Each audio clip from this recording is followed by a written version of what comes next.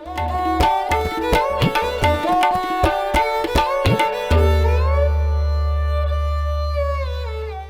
நேயர்களுக்கு வணக்கம். நான் உங்க வித்யா கார்த்திக். ஒவ்வொரு மாதமும் எனக்குன்னு யூனிக்கா ஸ்பெசிஃபிக்கா எக்ஸ்க்ளூசிவா தமிழ் மாத ராசி பலன்கள் பார்த்துக்கிட்டே வரும். அந்த வகையில் இப்ப நம்ம பார்க்கக்கூடிய ராசி என்னவென்றால், தன்னுடைய சுறுசுறுப்புத்தனத்தால் அனைவரையும் சொக்க வைக்கும் என் மனதிற்கு பிடித்த சிம்ம ராசி நேயர்களுக்கு. சிம்ம ராசி நேயர்களுக்கு எப்படி இருக்க போகுது, இந்த ஒரு மாத காலம் என்னவெல்லாம் இயக்க போகுது, என்னதாயா பண்ண போகுது அப்படின்னா, நிறைய அனுபவத்தை கொடுக்க போகுது. பொய் சொல்லாம உண்மையே சொல்லட்டுமா, கொஞ்சம் பதட்டம் அதிகரிக்க போகுது, கொஞ்சம் டென்ஷன், கொஞ்சம் டிப்ரெஷன், கொஞ்சம் ஆன்சைட்டி. அட போங்க மேடம், ஆரம்பிச்சதுலேருந்தே ஒரு 6 மாசமா அப்படிதான் இருக்குன்னா என்ன பண்றது, தங்கம் புடம் போட தானே அப்படியே ஜொலிக்கும். அந்த மாதிரி காலம் உங்களை கொஞ்சம் புடம் போட்டு கொண்டிருக்கிறது.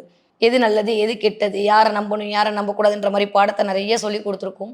இந்த தடவை இன்னும் கொஞ்சம் அதை அதிகமாக அடுத்தெடுத்து சொல்லி கட்ட போகுது, அவ்வளவுதான். அதுவும் இந்த ஒரு மாதம் சனியோடு சேர்ந்திருக்கக்கூடிய சூரியனுடைய ஒரு அமைப்பு அப்படின்றது ஆல்மோஸ்ட் 8ஆம் இடத்துல ராசிநாதன் அமர்தல், மறைதல், ரைட்டா தப்பா? 8ஆம் இடம் நீங்கள் சொன்ன மாதிரி கரெக்ட். 8ஆம் இடம் கரெக்டு தான். சனி போய் 8ல் உட்காரது கரெக்ட், ஏன்னா கெட்டவன் கெட்டில் ராஜயோகம் கிடைக்கும். ஆனால் ராசிநாதன் போய் 8ஆம் இடத்துல அமர்தல் அப்படின்றது திடீர் அதிர்ஷ்டத்தை ஒரு பக்கம் கண்டிப்பாக கொடுக்கும். ஆனால் அதை தாண்டியும் நிறையா ஒரு மாதிரி பதட்டத்தை கிரியேட் பண்ணும். கொஞ்சம் ஆன்சைட்டியாக இருக்கும். நம்ம ஜெட்டு வேகத்தில் போவோம், நம்மளுக்கு கீழே இருக்கவங்களாம் சைக்கிளில் தான் வந்துட்டு இருப்பாங்க. அதுவே கொஞ்சம் கோவம் வரும். ஏன்னா சிம்மராசிக்காரங்களுக்கு வேலை அப்படின்ற இடத்துல மட்டும் கொஞ்சம் ஏதாவது தப்பு அடிச்சுன்னா அவங்களால கண்ட்ரோலே பண்ண முடியாது. எப்பவுமே நீதிக்கும் நேர்மைக்கும் சொந்தக்காரங்க தான் இல்லை நீங்கள். கொஞ்சம் அந்த இடத்துல உங்களை ஷேக் பண்ணி பார்க்குற மாதிரியான நிகழ்வுகள்லாம் நடக்கும். வேலை பளு அதிகரிக்கும். ஒரு வேலையை திரும்ப திரும்ப பண்ணுற மாதிரியான ஒரு சினாரியோ உருவாகும். ஏன்னா சனி எல்லாம் டிலே அப்படின்ற ஒரு கான்செப்ட் அதோடு சேர்ந்து போய் ராசிநாதன் இருக்கிறது, அதோடு சேர்ந்து போய் 9ஆம் வீட்டு அதிபதியான செவ்வாய் இருத்தல், அப்படியே உட்காந்து புதன் இருக்கிறது. ரைட்டு தப்பெல்லாம் தாண்டி இந்த இடத்துல இது இருக்குது, என்ன பண்ண முடியும்? இப்போ இருக்கிற இடத்த நம்ம கிராஸ் பண்ணி தான் போகணும். போகிற வழியில் ஏதோ ஒரு பாதாள சாக்கடை இருக்குது, இல்லை ஏதோ ஒன்று திறந்துருக்கு, நம்ம என்ன பண்ணுவோம், ஒரு மூடி போடுவோம், இல்லை ஏதாவது ஒரு தட்டு போடுவோம், இல்லை இந்த பக்கமாக சுற்றி போவோம், இல்லை தாண்டி போவோம்.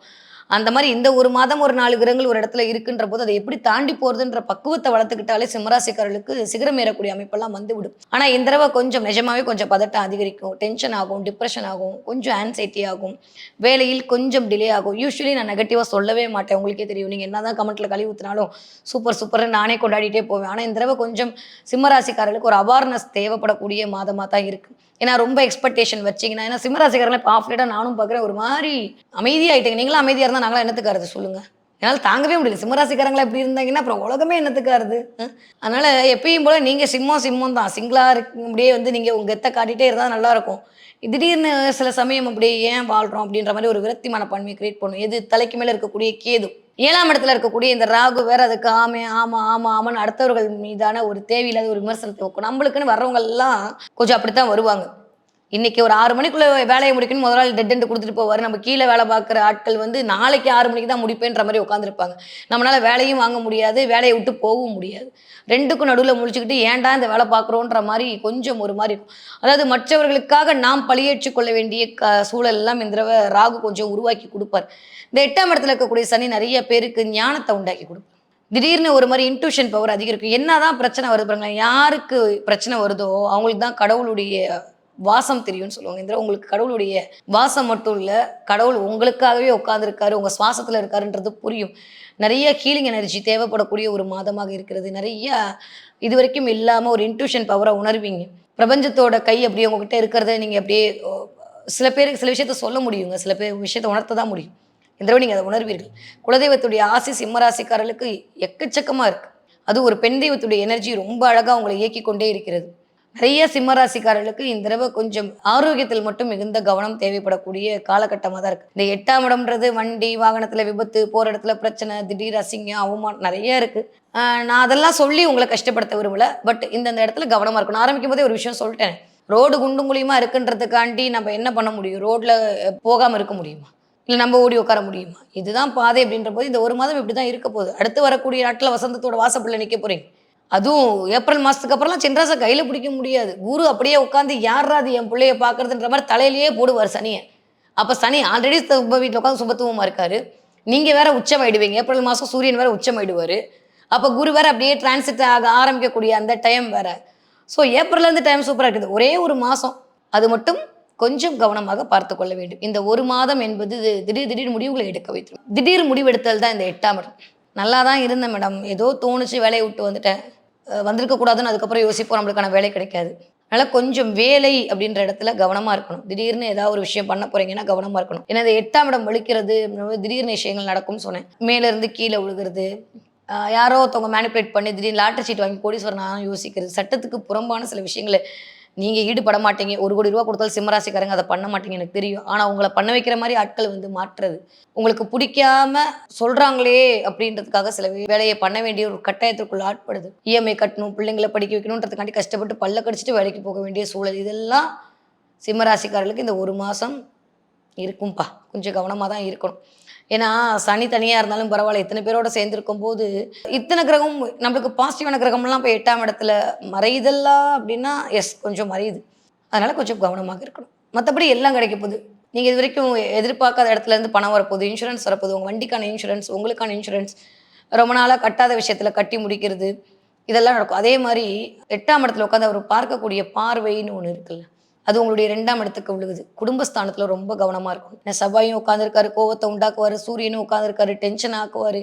வீட்டுக்குள்ள வந்தாலே டென்ஷன் ஆகும். இல்ல அவங்க பாவம் சாதாரணமா பேசியிருப்பாங்க. நம்ம கோவப்பட்டு பேசிட்டு அப்புறம் பேசியிருக்க வேணாம். இப்போ எனக்கு தெரிஞ்சு 2, 3 மாசமாவே இப்படிதான் ஓடிட்டு இருக்கு. இந்த மாசம் இன்னும் கொஞ்சம் அதிகமா இருக்கு. அதனால கொஞ்சம் அமைதியா இருக்க வேண்டிய காலம். முடிஞ்ச அளவுக்கு மெடிடேஷன் பண்ணுங்க. உங்களுக்கு மட்டும் ஒரு சூட்சமம் சொல்லித் தரேன். முடிஞ்சா சிம்மராசிக்காரங்க என்ன ஆனாலும் சரி, இந்த தடவ வீட்ல ஒரு துளசி செடிய வாங்கி வச்சிருங்க. துளசி செடிய வாங்கி வீட்ல வச்சு தினம் அதுக்கு தண்ணி ஊத்திட்டு வாங்க. முடிஞ்ச அளவுக்கு செடிகள் வாங்கி செடிகள்ல இலைய பிச்சு போடாம செடிய வளர்த்து பாருங்க. பிரச்சனையில இருந்து வெளியில வந்துருவீங்க. ஏதாவது ஒரு செடி, அது பெண்களாக இருந்தாலும் சரி, ஆண்களாக இருந்தாலும் சரி, ஏதோ ஒரு செடி உங்க மனசுக்கு பிடிச்ச ஏதோ ஒரு செடி. அது வெத்தலையா இருக்கலாம், துளசியா இருக்கலாம், மணி பிளான்ட்டா இருக்கலாம், ஏதோ ஒண்ணு.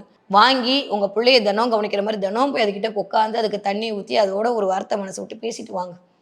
மேக்ஸிமம் செம்பருத்தி செடி வாங்குங்க. இந்த தடவ சூப்பரா ஏன்னா அது தடைகளை நிவர்த்தி பண்ணி கொடுக்கும். அதனால முடிஞ்ச அளவுக்கு உங்க வீட்ல செம்பருத்தி செடி வாங்கி வச்சு, நீங்க தினம் தினம் தண்ணி ஊத்திட்டு வரக்கூடிய சிம்மராசிக்காரர்களுக்கு இந்த பங்குனி மாதம் தேவையில்லாத சலசலப்புல இருந்தும், தேவையில்லாத டென்ஷன்ல இருந்தும், டிப்ரஷன்ல இருந்தும் வெளியில வந்துருவீங்க. படிக்கிற பிள்ளைங்க எப்படி படிப்பீங்க? நல்லா தான் எழுதினேன் மார்க்கே வரல அப்படின்னு சொல்லிட்டு பிள்ளைங்க வருங்க இந்த தடவ. எல்லாருக்கும் கொஸ்டின் பேப்பர் ஈஸியா இருக்கும். உங்களுக்கு மட்டும் கொஞ்சம் லைட்டா டஃப்பா தெரியும். எத்தன மாசம் தான் சாமிக்கு விடுறது? வேற வழியில இந்த ஒரு மாசம் தான் சாமிக்கு விட்டுறலாம். அதனால சிம்மராசிக்கார குழந்தைங்கள யாரும் எதுவும் சொல்லக்கூடாது சரியா? கண்ணுங்களா ஏதாவது சொன்னாங்கன்னா நீங்க ஆன்டிக்கு ஃபோன் பண்ணுங்க. சிம்மராசிக்கார பிள்ளைங்கள எதுவும் சொல்லக்கூடாது. சிம்மராசிக்காரருடைய குழந்தைங்களும் நீங்க வீட்ல எதுவும் சொல்லாதீங்க. இந்த தடவ அப்படிதான் இருக்க போகுது.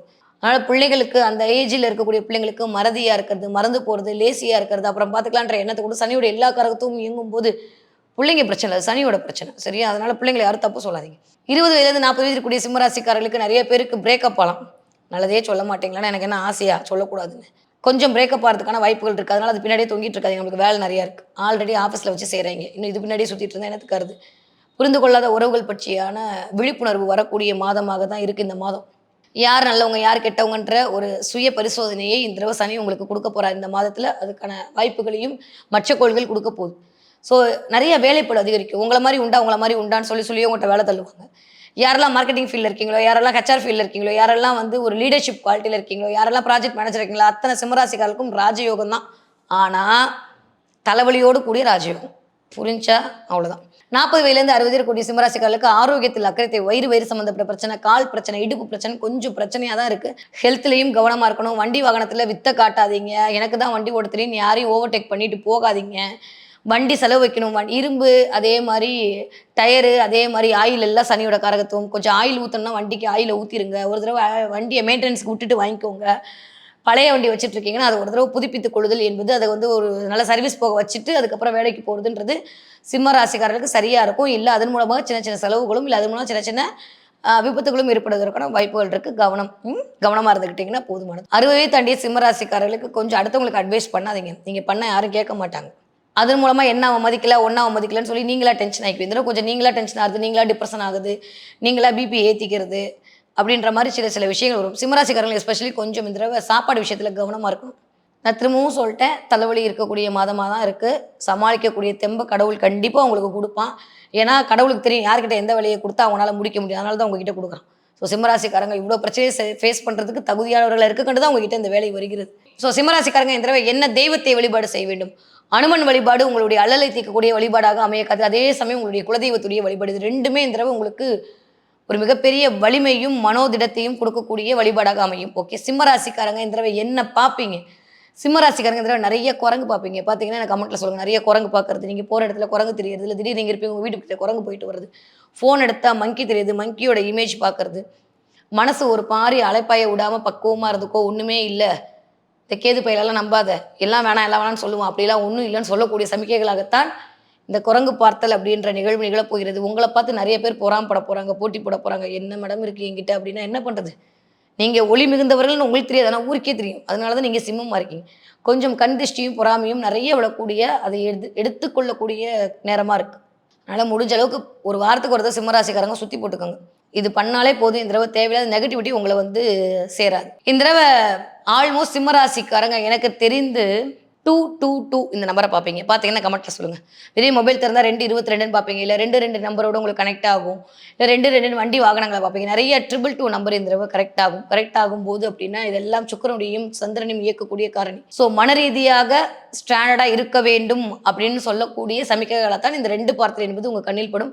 ஸோ சோதனைகளை சாதனைகளாக மாற்றக்கூடிய காலமாக சிம்மராசிக்காரர்களுக்கு இனிதே மலர காத்திருக்கிறது இந்த பங்குனி மாதம்.